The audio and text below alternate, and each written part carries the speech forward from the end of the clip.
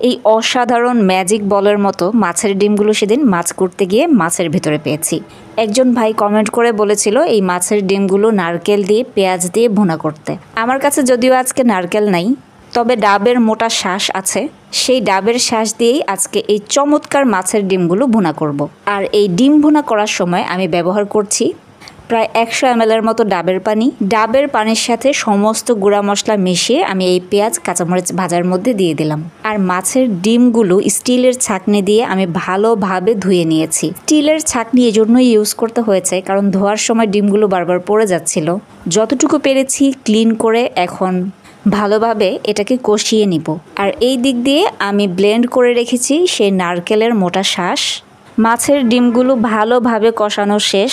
রান্নাটা যখন প্রায় 70% হয়ে গিয়েছে তখন আমি ব্যবহার করছি সেই নারকেলের শাঁসটা ব্লেন্ড করে। বাটিটা ধুয়ে আমি আরেকটু পানি এখানে দিয়ে দিলাম।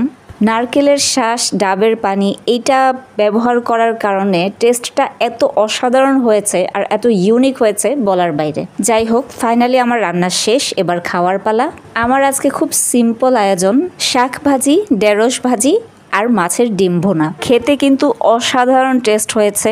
আলহামদুলিল্লাহ, এত সুন্দর একটা রান্না করতে পেরেছি।